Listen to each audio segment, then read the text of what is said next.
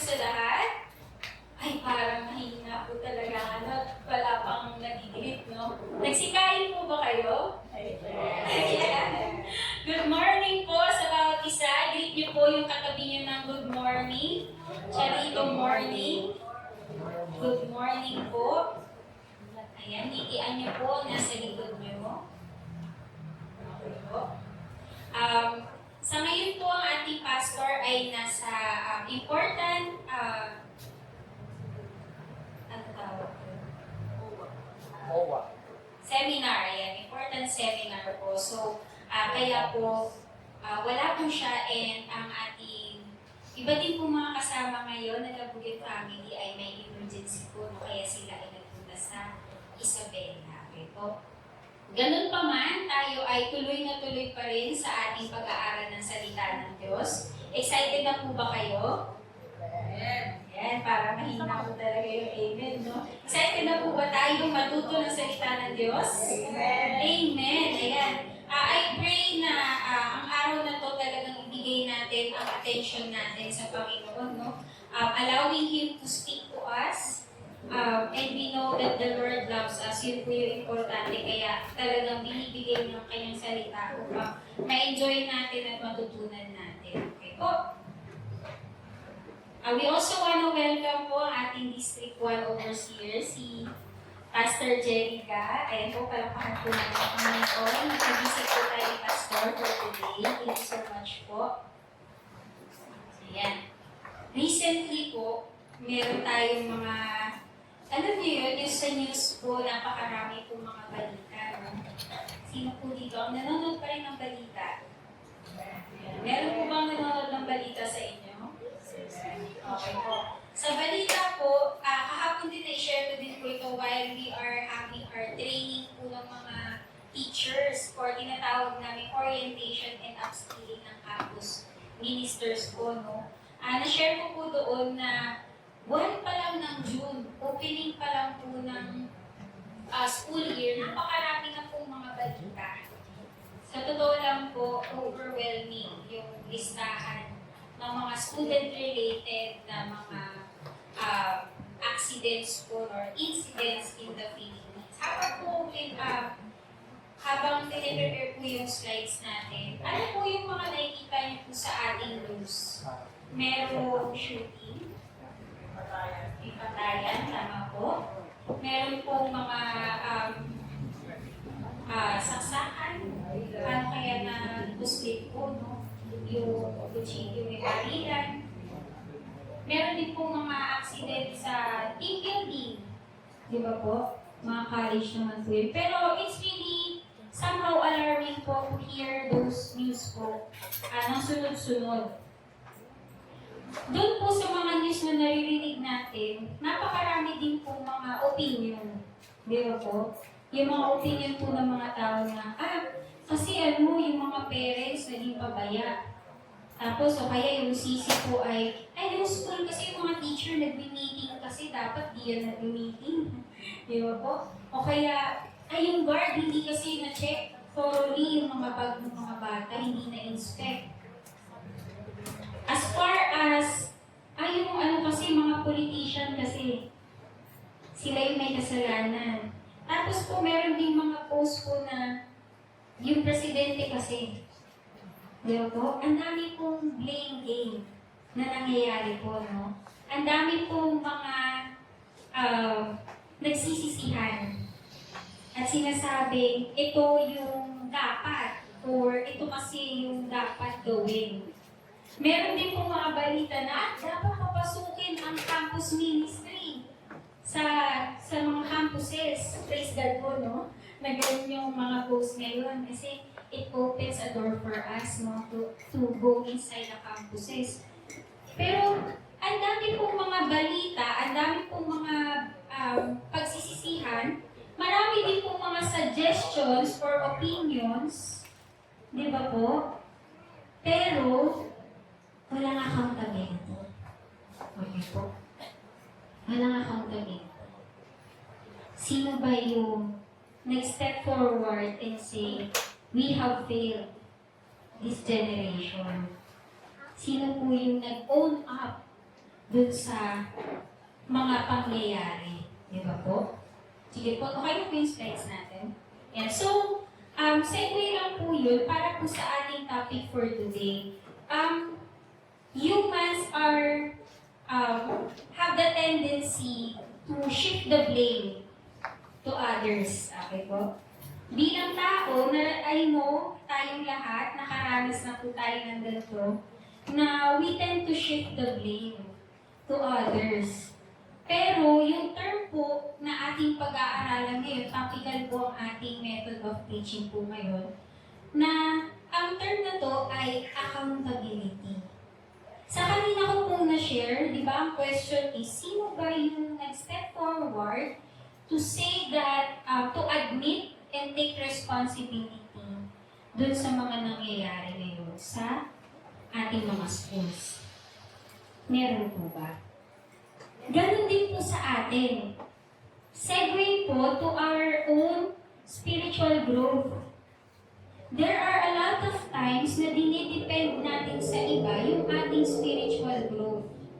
First and foremost, syempre it is dependent in the Holy Spirit, the power of God with us. Pero, we often put the dependence sa mga external factors. Like for example, church community, pastors, leaders, discipleship leader or small group leader, etc. Okay po? Meron tayong laging napupoint na tao na dapat responsable sa ating spiritual growth. Pero ang topic po natin today, it means that accountability is equal to taking responsibility to your spiritual growth. Interested po ba ang bawat isa? Tayo ay nasa series pa rin po ng spiritual growth. Okay po? Spiritual growth, spiritual life. Kaya po iba't ibang mga topics po yung ating naririnig sa mga series of preachers po for this month. And I pray that as we go through this preaching, we look into ourselves sa sarili natin, not outward.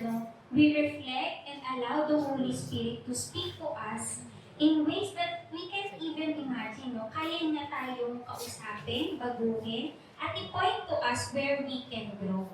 So gusto ko lang i-point out na we are coming from a place of love, not condemnation. When we talk about accountability, we are coming in a place na dahil mahal natin ang isa't isa, kailangan natin ipaalala na tayo ay may accountability sa ating sariling spiritual growth.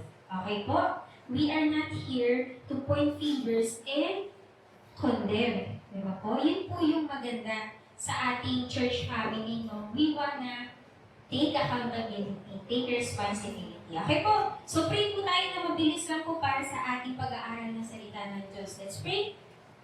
Heavenly Father, we thank you for today. Thank you, Lord. You have been so good to us, Lord God, that we have the abundance of your word, Lord God. We have the abundance of access to learn from your word. And so we ask, Lord, that ngayong araw na ito, mangusap po kayo sa amin. Ano man yung pinagdadaanan namin, Lord God, ano man yung specific na season namin, ano man, Panginoon, yung kabigatan, at mga bagay na that makes us stuck in our spiritual growth, you would speak to us, you would show clarity, and help us, Lord God, so that we can move forward, and we can attain yung maturity, increasingly, more and more, habang kami ay natututo ng salita. Lord, itago mo po ako sa inyong likuran upang ang salita mo lang po yung maririnig ng bawat isa.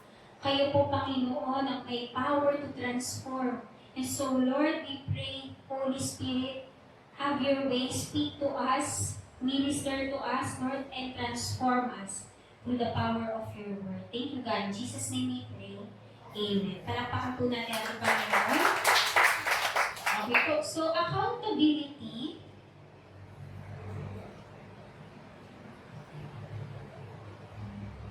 Ayan. Gumagana po ba ang aking? Ayan, gumagana po. Accountability is the obligation to accept responsibility sa iyong actions, sa iyong decisions, sa iyong commitments. Tama po? It means being answerable for the outcomes, willingly acknowledging mistakes, Tapos ensuring transparency. Okay po, accountability po yung tawag nun. Sino po dito ang employed? Bagong employed. Praise God sa buhay nyo. Kayo ay bagong employed. Palakpakan po natin ang word. Alam niyo po, sa trabaho po, nung kailangan merong sense of accountability sa mga trabaho binigay sa atin. Lalo na kung ito ay malaking trabaho. Like for example, sa architect natin, congratulations po sa bagong architect. Praise the Lord. Ayun po, no? Pag malalaking projects po, like main projects of your company, kapag may accountability ka or ikaw yung accountable na tao, ano man yung mangyari sa trabaho na yun o sa project na yun, sagot mo. Okay po? Lalo na pag may tao under you. Tama po? Tama yung mga mga nagtatrabaho, no? Kami po, meron kaming mga campaigns lagi na nilo-launch kasi marketing po yung background ko, no? So, dun po sa trabaho namin, kailangan yung branding po, yung itsura, or yung mensahe ng seminary kung saan po ako nagtatrabaho, dapat po clear po yun, hindi po dapat false doctrine, di ba po? Dapat biblically sound. So kapag po may nakalusot na mali po yung nailagay na information, ang yari po ay ako. Kasi nga po ako yung last person to check. Ibig sabihin po, ako po ay dapat maging responsable sa kung anumang mistake yung mangyari dun sa trabaho na yun. At kung may outcome man na hindi okay, ako ang dapat mapatawan, no? Mapatawan na disciplinary action sa aming trabaho. Ganun po talaga ang trabaho. No? Tama po yung mga empleyado dito. Sa store, di ba po, kapag kayo ay may product po na kailangan i-deliver sa store, dapat ma-ensure from dun sa first end kung saan manggagaling yung product hanggang sa store na dideliveran nyo, dapat ma-ensure na makarating yun on time. Kasi pag hindi nakarating on time, ay yari, tegos. Di ba po? Taking accountability po. It is the obligation to accept responsibility sa actions, sa decisions, sa commitments. Sa Filipino po, it meant accountability means pananagutan. May pananagutan. It goes beyond basic responsibility. You're owning the results of that duty. Kapag ginawa mo ng maganda yung trabaho mo, for sure, you will be affirmed. Diba? Mapupuri yung gawa mo. Ay, pulido magtrabaho ko si RR for sure. Nakita na namin yan. At kapag nagkaroon ng resulta, okay yung result, ay, sabi ko na nga ba, talagang pulido gumawa si RR ng trabaho. Okay po? Ganun po yung example po nun, no? Answerable tayo sa outcome, lalo na kapag may errors or delay. Kanina po, na-share ko po sa inyo na ang dami pong listahan, no? Nag-blur. Dahil po yan sa internet. Pero yun po ay slides ng mga listahan po ng mga incidents na student-related incidents.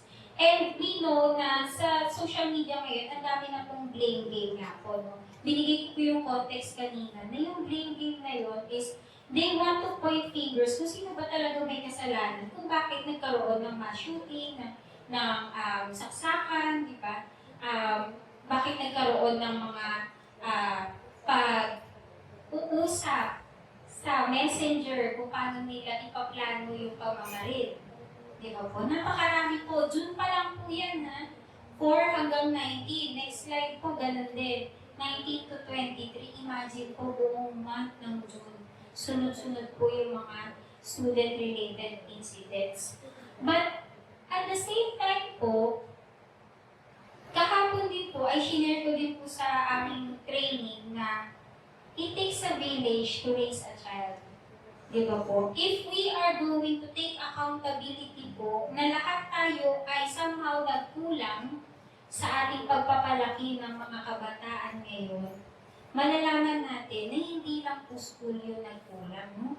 Pati na rin sa tahanan, pati na rin sa community, pati na rin sa simbahan. Napakarami po, okay po, na factors. Ito po yung shinare ko kahapon. It takes a village to to raise a child. May pillar po ng church kung saan pwedeng ma-build yung spiritual aspect po ng ating mga kabataan, that they would come to know Jesus and Jesus will transform them. Sa school ngayon merong homeroom guidance program. Okay? Sa HRG po, yun po yung kanilang substitute for guidance counselor kasi kulang ako ng guidance counselor. So, yung guidance counseling, nakaatang na po sa mga teachers. Nung nag-usap kami ng principal po sa Buena Vista, isa po sa campus natin, yun po yung na-share nila. So, sa aspect ng school, there will be guidance counseling na nakabase na po sa kada classroom. Aantabayanan po sila sa home. Kamusta ba yung pagpapalaki sa mga kabataan po, no? Absent ba yung parents? Hindi ba sila tutok sa kung ano yung pinagdadaanan ng mga anak nila? So, it takes a village to raise a child, and so we need accountability po. Lahat ng aspect. Ngayon po, buksan po natin yung Bibles natin. Shift po tayo from that illustration sa sarili naman po natin spiritual growth. Okay po? About taking accountability. Okay? Sabi sa Philippians 2:12 to 13, okay, taking accountability of our own spiritual growth. Okay po? Disclaimer po, hindi po ito about earning salvation. Hindi po ito sa pag-earn ng salvation, kundi natanggap na natin ang salvation, dahil Kristiyano po yung kausap ni Paul dito. Natanggap na natin ang salvation at isa sa pamuhay na lang. Okay po, basahin po natin ng sabay-sabay. Philippians 2:12 to 13. Work out your own salvation with fear and trembling. For it is God who works in you, both to will and to work for His good pleasure. Tagalog naman po, no? Para mas madali po natin maintindihan. Taga-Filipos 2:12 to 13. Sikapin ninyo ipamuhay ang kaligtasang tinanggap ninyo ng may takot at paggalang sa Diyos. Sapagkat ang Diyos ang siyang pumikilos sa inyo upang magkaroon ng pagnanais at kakayahang masunod ang kalooban niya. Okay po? Ang question po ngayon ay, bakit kaya nananatiling spiritually malnourished pa rin ang isang Kristiyano sa kabila ng malawak na access sa salita ng Diyos? Napakaraming access sa local church community, maraming resources sa discipleship, at syempre may presence ng Holy Spirit na tumutulong sa atin. Bakit kaya? Lalo na sa Philippines po, no? We are so blessed kasi ang dami ng access natin. Online lang sa phone natin, no? Ang dali lang makahanap ng Bible verses. Kaya po, ang dali lang makahanap ng mga Bible studies na materials. Ang dami ding churches. Like dito sa atin, katapat lang natin, church din po, no? Dalawa. Di ba po? Imagine po, napakarami nating mga access para mag-grow tayo spiritually, pero bakit hindi siya nangyayari? Okay po? Bakit hindi nangyayari? Why do believers remain spiritually stagnant for years despite having total access?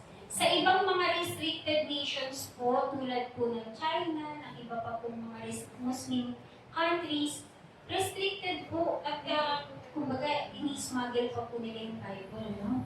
Pero sa atin, napakarami nating access. Actually, free pa ang binibigay sa atin yung mga Bibles. Meron pa tayo nabibiling mura, no?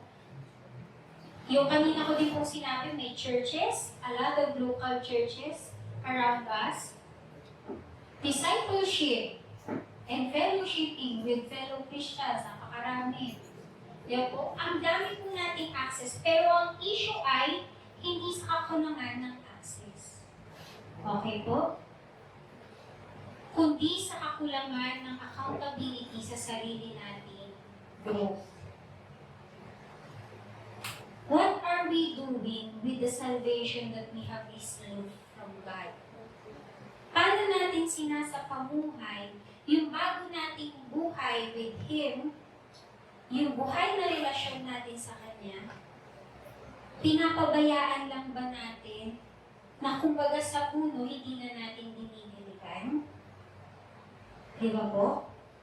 It's not the lack of opportunity to grow, but yung ownership dun sa spiritual growth natin, that we can do something about it para mag-grow. Hindi pala ito nakadepende sa katabi nyo. Tignan nyo nga po yung katabi nyo. Hindi siya nakadepende sa katabi nyo. Nakadepende pala sa kung paano kayo mag-cooperate sa pagkilos ng Diyos sa buhay nyo.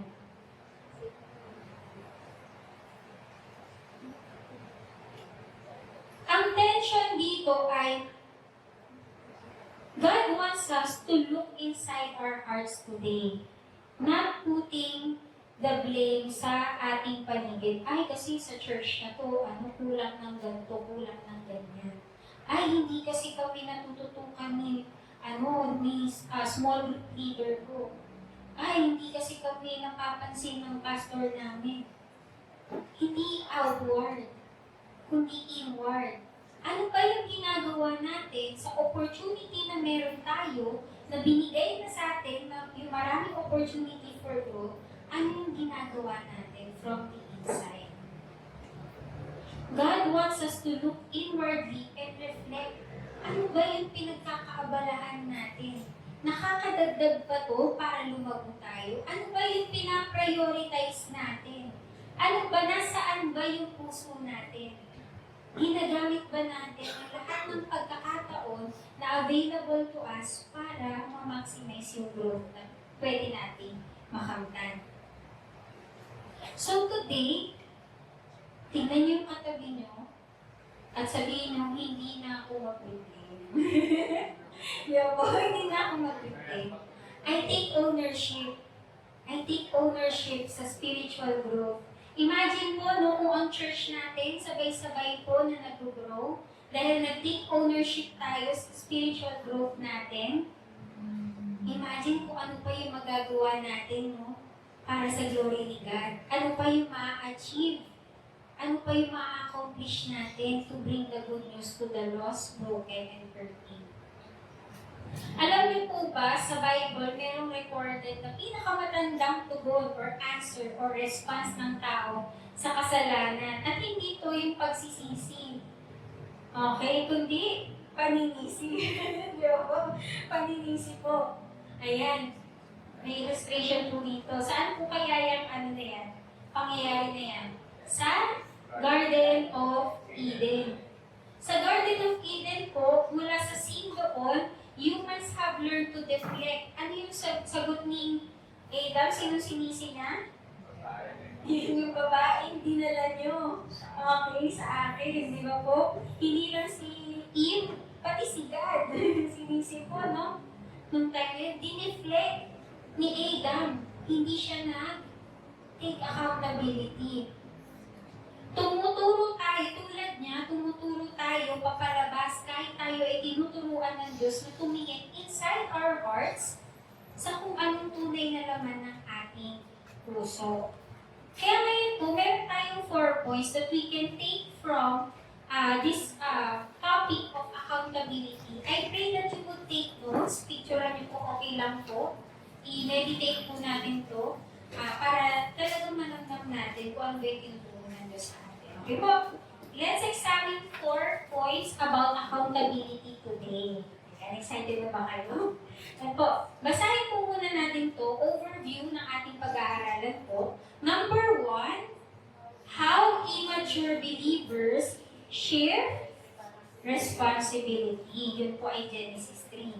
Number 2, how mature believers own their spiritual development. Number 3, how God empowers growth we are responsible to pursue.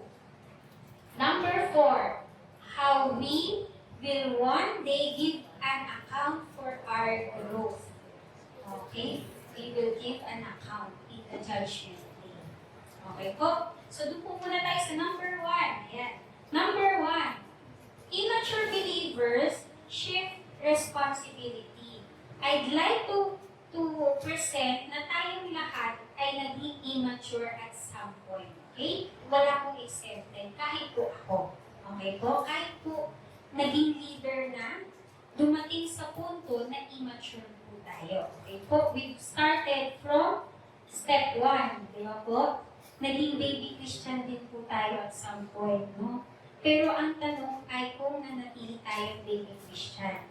Immature believers shift the responsibility outward. Tulad na, buksan natin ang Bibles natin, sa Genesis 3:12-13. Sabi po dito, ito po yung na-share ko kanina na sabi, sumagot ang lalaki, ang babae po kasi na binigay niyo sa akin, ay binigyan ako ng bunga ng punong kahoy na iyon at kinain ko. Okay? Tinanong ng Panginoong Diyos ang babae, bakit mo ginawa iyon? Sumagot ang babae, nilinlang po kasi ako ng ahas, kaya kumain po ako. Okay po?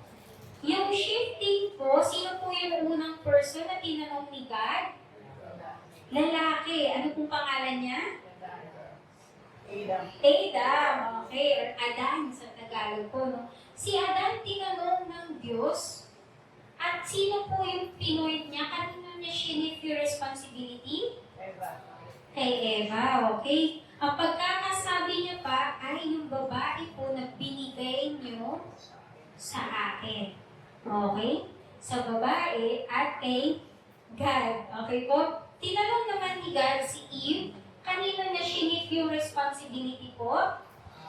Sa ahas naman. Okay? I-deconstruct po natin yung first excuse. Sabi dito, singular lang yung question. Kung tutusin, magre-require lang yun ng 3-word answer. Opo, Lord. Yes, I did. Pag-amin ko, no? Dun sa maling nagawa. Kung tutusin, madali lang kung sagutin yun. Kung sakali po, no? Pero bilang tao, nag-shift ng responsibility ng blame to Eve and then Eve to the snake. Pag tinignan po natin, dalawa yung sinabi po dito, outward, okay, tignan po natin, outward to the woman, okay? Upward, si God, okay po?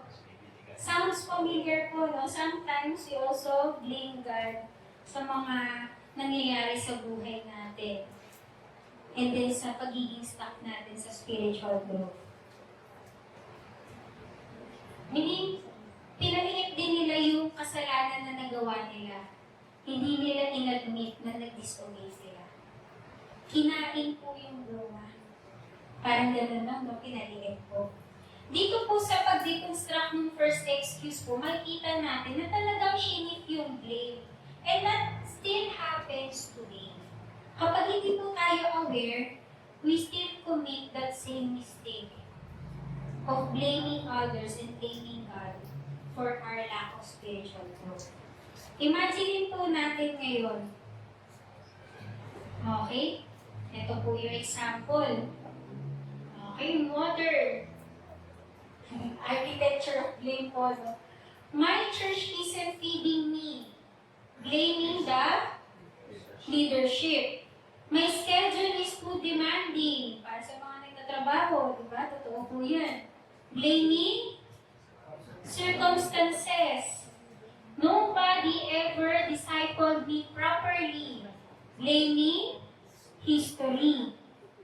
People in the church have hurt me. Blaming the community. In one way or another, we are all guilty of this. Di ba po? We are all guilty of this. Pero, totoo po na yung circumstances natin can be real. There will be times talaga, there have been times maybe that you have been in a very tight schedule, sobrang demanding, mahirap kang makapag-commit. Posible po yun. Posible din na hindi ka na-disciple properly dahil hindi mo pa nami-meet yung taong-taong mag-disciple sa'yo. Posible po yun. Posible din na nasaktan ka ng tao sa church, hindi po ng church. Okay? Ibahin po natin yung narrative ng tao sa church. Posible po yun. Our circumstances may be real. Totoo na pwede tayo magkaroon ng pain in one way or another. May mga failures na hindi natin madi-deny. Pero, hindi yun excuse para mag-stuck tayo or mag-stick tayo sa ating present situation. Your circumstances may explain yung condition mo ngayon, but they do not excuse your condition. Hindi excuse na manatili ka sa iyong sitwasyon ngayon na hindi pa rin nag-move forward sa healing and forgiveness. Parang yung laging napapaalala sa atin ni Pastor, di ba, na yung problema, hindi mo dapat tambayan. Di ba po? Pwede tayong mag-move forward from it. We may have experienced these realities. Sa next slide po.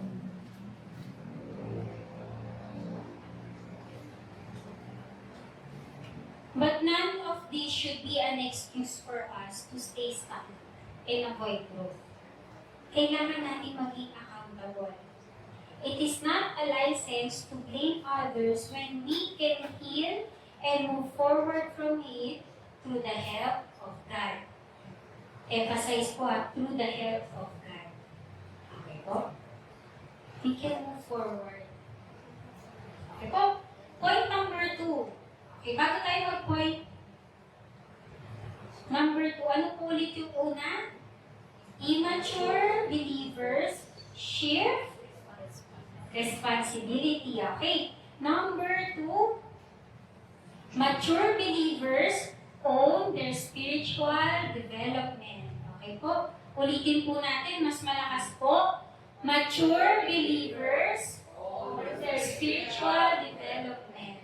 Buksan po natin ang ating Bible sa Philippians 2 verse 12b. Sikapin ninyo ipamuhay ang kaligtasang tinanggap ninyo ng may takot at paggalang sa Diyos. Or work out your own salvation, okay, with fear and trembling. Okay po? Paul is not commanding his readers to earn salvation. Hindi po ma-earn ang salvation. Ibinigay po ito ni Jesus Christ. Okay? He is commanding them to actively, diligently work out yung implication o yung pag-grow ng salvation na meron tayo, na na-receive na natin. Okay? Yung buhay na meron tayo because of the salvation, kailangan natin isapamuhay. Actively, diligently. Okay po? Dati po kasi ang perspective po is, pag natanggap na si Jesus Christ, okay na yun.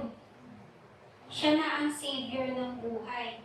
Pero ayaw maging Lord si Jesus. Hindi na isinapamuhay yung salvation na meron. Kailangan po, He is both our Savior and Lord. Okay po? Para kay Paul, kanina si Adam po yung tinignan natin, nag-shift ng blame, no? Si Eve kasi, nabinigay niyo sa akin, di ba po? Ngayon naman, may babasahin tayong verse na magpapakita naman kung iyahalin tulad natin si Paul kay Adam. Okay? Doon sa ginawa ni Adam, no? Okay? Buksan natin yung Bibles natin sa Philippians 3:12 to 14. Sabi dito, not that I have already obtained this or am already perfect, but I press on to make it my own, because Christ Jesus has made me His own. Brothers, I do not consider that I have made it my own, but one thing I do, forgetting what lies behind and straining forward to what lies ahead. 14. I press on toward the goal for the prize of the upward call of God in Christ Jesus. Tingnan po natin yung comparison dito. Si Adam po, nasa perfect garden po siya. he is caught in his own sin. Pero po, as a result, ang blame niya po, outward po, she niya yung responsibility dun sa woman. Okay po? Nag-deflect siya, hindi siya nag-take accountability. Kasi binigay niya sa akin yung prutas eh. Okay po? As a result po, sila ay naging exile, naging stagnant po. No? Napahiwalay po sila sa perfect garden at higit sila sa presence nila. No? Si Paul, dun sa nabasa po natin, a Roman prison, he is suffering for Christ, di ba? Napag-aralan din natin to before suffering with Christ and for Christ. Siya naman, instead na blame niya yung kanyang circumstances sa prison cell, o kaya yung mga sufferings that he has, or even yung thorn in the flesh, lahat na, di ba? Ng paghihirap na naranasan niya, hindi. He said, I press on. Okay? I press on toward the goal. Okay? I press on. Let that sink in po. I press, I forget about the past, I strain. I move forward toward the goal. As a result po, he has the joy of the Lord and unstoppable growth. Okay po? Dahil doon, ang dami niya pa po nagawa para sa Panginoon. Ang difference po nito ay sa spiritual immaturity and maturity, hindi yung circumstances yung problema. Kasi lahat tayo dumadaan talaga tayo sa paghihirap, sa mga challenges. Hindi na yun made-deny. Pero ang problema ay kung we keep on shifting outwardly, pointing outward. Pero si Paul, tinuturuan tayo, you look inside. I press on. Tuloy lang ako sa Diyos. Hindi ako bibitaw. Hindi ako titigil. Okay po? Si Paul, hindi niya sinabi, I was pressed on by my circumstances. Di ba po? Kasi mahirap lang kami, kaya hindi ako makakagraduate. Marami po dito testimony po nun, no? Kung tayo ay nag-stop or nag-stick dun sa reality na mahirap lang ako, hindi ako makakagraduate, hindi tayo makakagraduate ngayon. Pero sa grace ni God, tinulungan niya tayo na ma-overcome natin yung kahirapan na tayo makagraduate. Di ba po? Hindi po yung circumstances yung problema. Paano ba natin kunin yung opportunity na binibigay sa atin ng Diyos para gamitin yun para tayo ay lumago? He says, I press on. He takes action, okay? Hindi siya naghihintay na i-invite siya mag-Bible study. Kusa na. Di ba? Para sa mature Christian, nahanap siya ng paraan para makareceive ng training na available. Ang dami pong free ngayon, no? Online. Kailangan lang po, syempre, maging tayo, mapanuri sa kung ano yung ating kukunin. Dapat tamang doctrine po, no? At tamang katuruan, okay? Pero sa dami po ng available resources, ang in-encourage tayo mula sa buhay ni Paul na tayo ay mag-take action. I-own natin yung spiritual journey natin with the Lord. Okay? Si Adam, sinabi niya, she gave me the fruit, Paul said, I pressed on. So outward po yung isa, inward po yung isa. Okay? Number 3. Sige. But before po tayo mag-number 3, ano po ulit yung number 2? Mature believers own their spiritual development. Ulitin po natin. Mature believers own their spiritual development. Okay. Kanina po, immature, tapos second, mature. Ngayon naman, sa number 3, God works in us, but we must cooperate with Him. Okay? Philippians 2:13, sabi doon, sapagkat ang Diyos ang siyang kumikilos sa inyo upang magkaroon kayo ng pagnanais at kakayahang masunod ang kalooban niya. Wala tayong pagmamalaki, no? Si God din pala kumikilos para tayo ay makasunod sa Kanya. God is working. Actually, 24/7, no? Pero, ang tanong ay, nakikipag-cooperate pa tayo. Paulit-ulit na yung lesson na binibigay sa'yo ni God, parang hindi ka makagraduate dun sa lesson na yun, kasi hindi ka nakikipag-cooperate. Halimbawa po, tinuturuan ka ng patience ni God. Pero, kahit anong turo niya sa'yo, lagi na lang impatient. Okay? Lahat po tayo doon. Tapat na ba? Hindi po tayo doon. Hindi makagraduate po sa patience, no? Gusto ka ng pag-graduate ni God. Pero hindi kasi nga ayaw ko pag-cooperate. Okay po? Kailangan makipag-cooperate tayo sa kilos ng Holy Spirit sa atin. Yung extreme po, dalawang extreme po dito, pwede pong maging passive, pwede pong maging self-sufficient. Kapag hindi natin in-acknowledge na si God yung kumikilos sa buhay natin, pwede ang isipin natin, ay, I did it my way. Di ba po? Ako lang to. Di ba po? Pag di natin in-acknowledge na si God yung kumikilos sa buhay natin, pwedeng matrack tayo sa self-sufficiency. Pero kapag naman, naging lazy tayo, ay, kumikilos naman si Lord eh. Hilata na lang ako. Di na ako gaan. Di ba po? Passivism po. Magiging passive po tayo, no?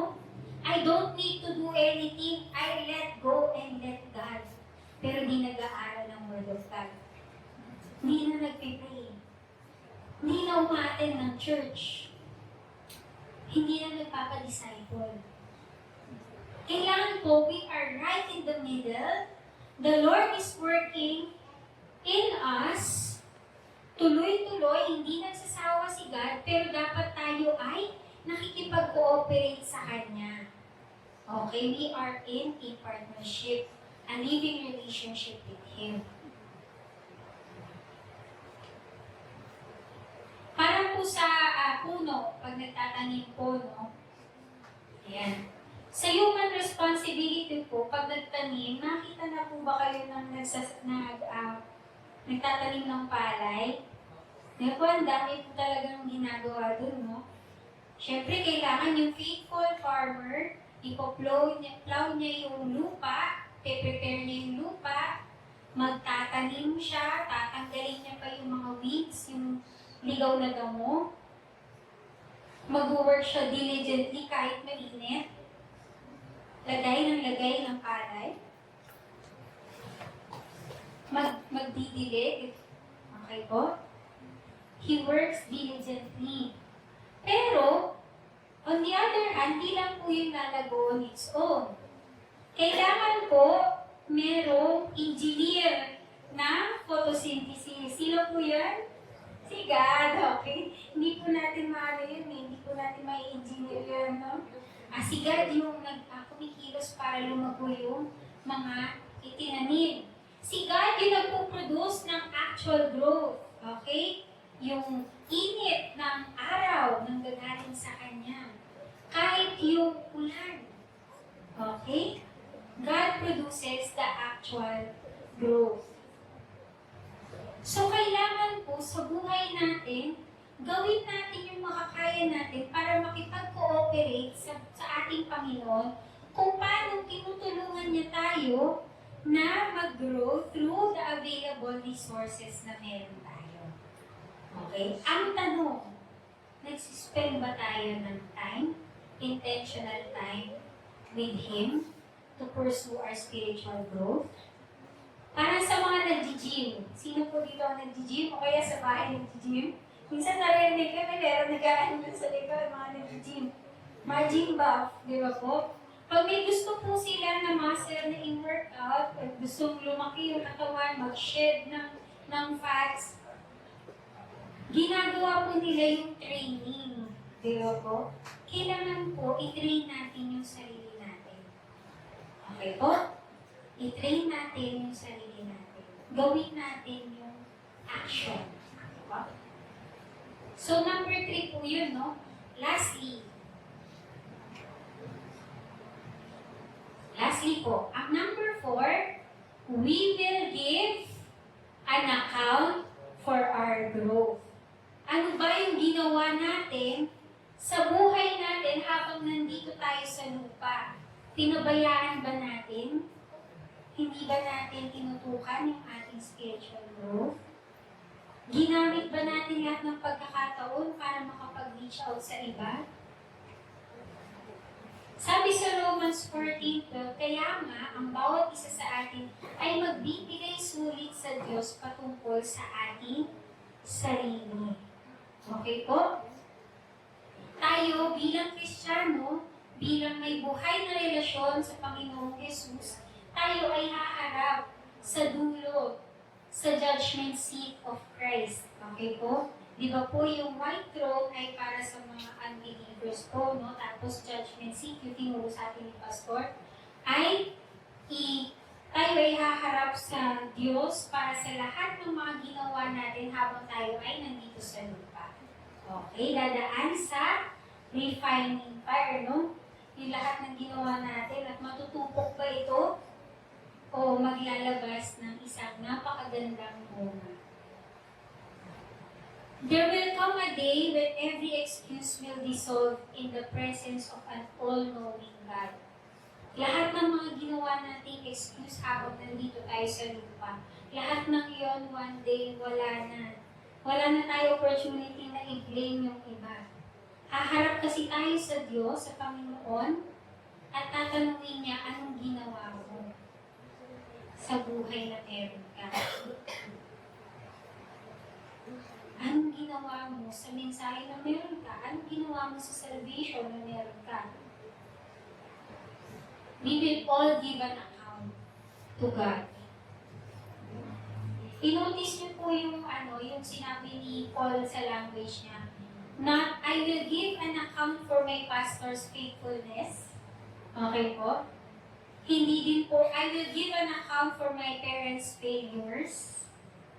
Natulang kasi yung parents namin ng ganitong strategy. Okay po? Not, I will give an account for what my church did or did not provide.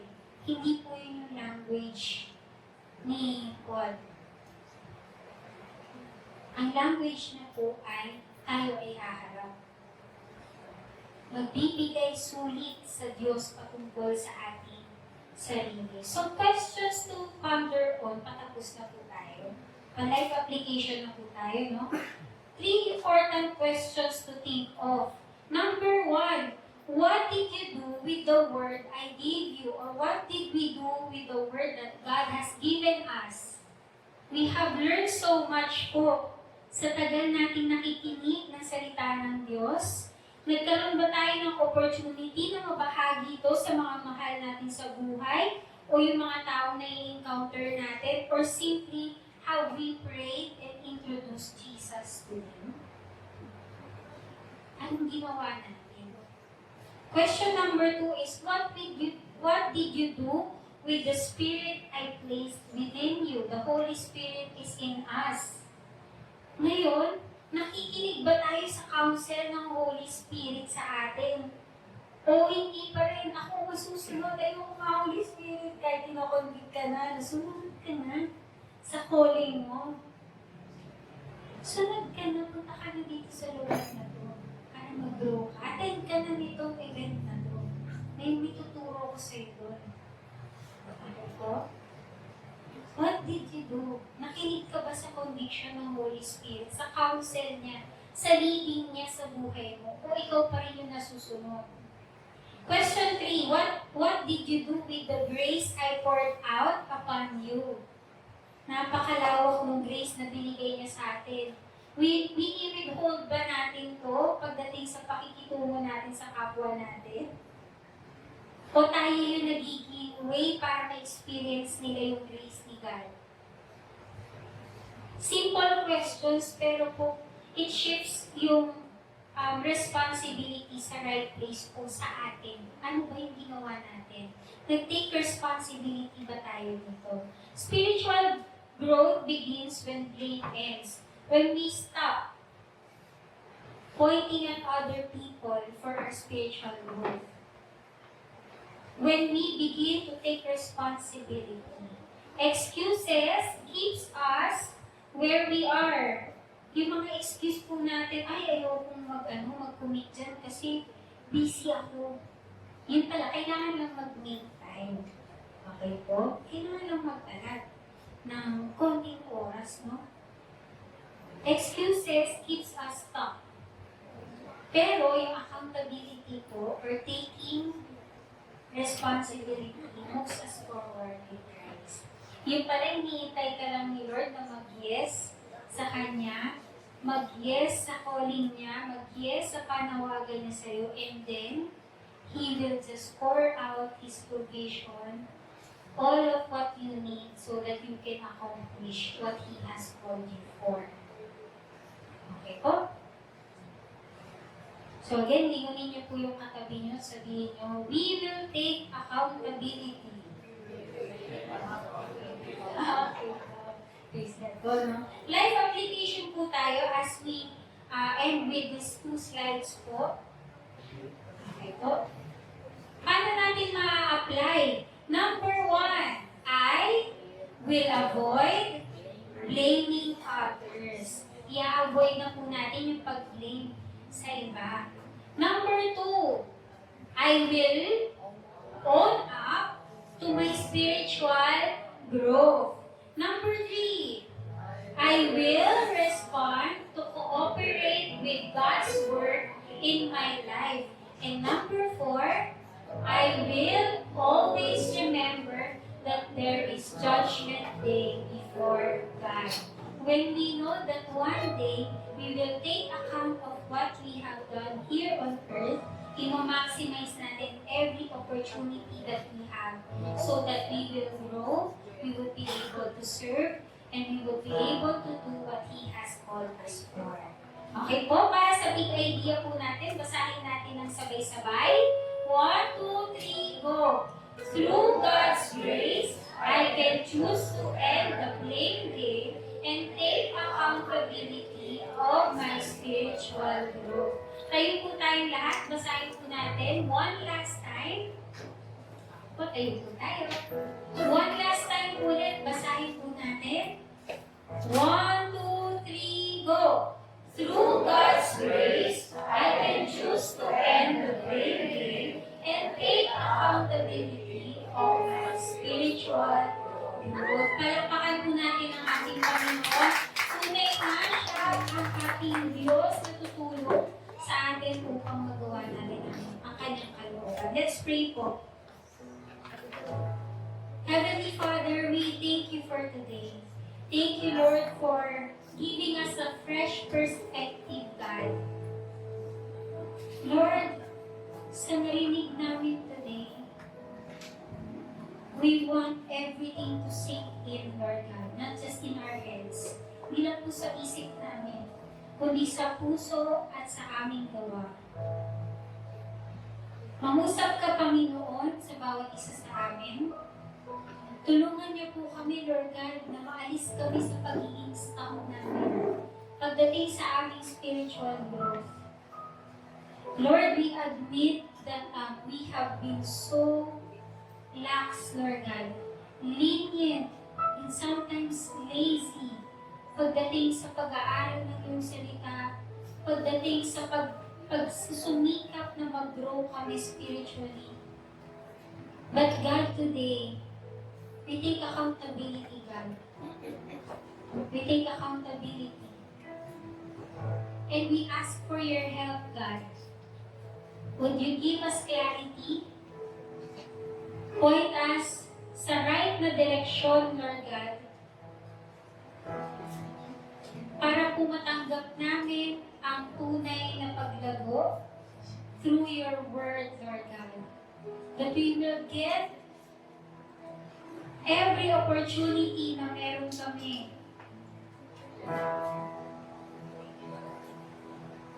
It's either in the local church, sa discipleship, sa resources ng Word mo, Lord God,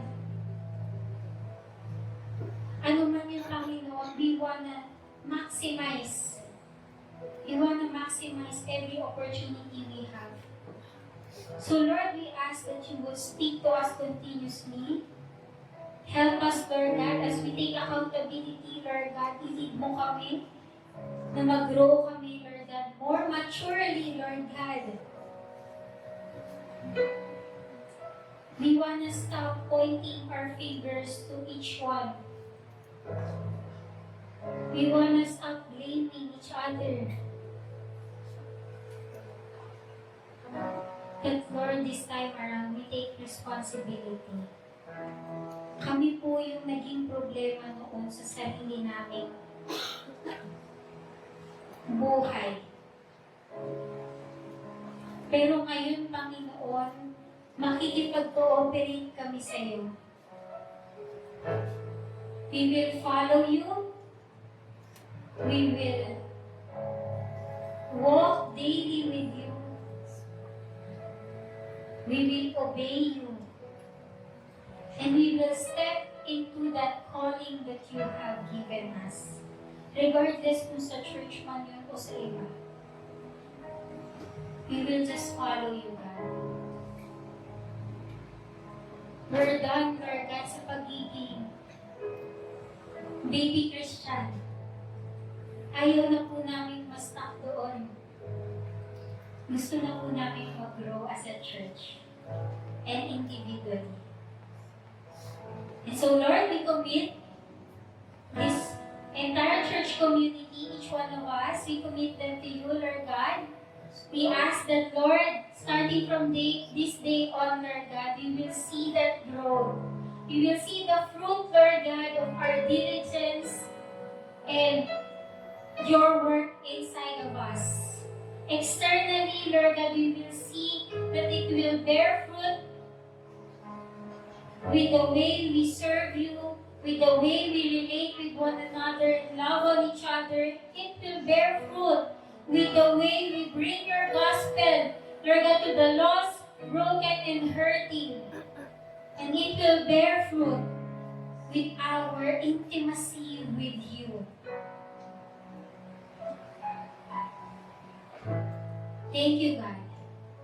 We will step out of this sanctuary, Lord, with fresh perspective and strong resolution sa puso namin that we will take action this time.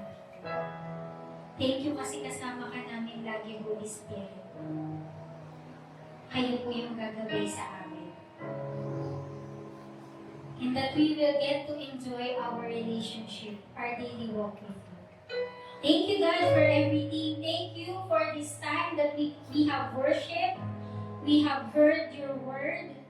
And at the same time, Lord God, as we go home, we pray, Lord God, that your presence will just continue to surround us and bring us safely sa aming mga tahanan, that you will bless the entire week or weeks ahead. And that we will shine our light to the people around us. Thank you, God. We give you all the glory, the honor, and the highest praises. This is our prayer. In Jesus' name we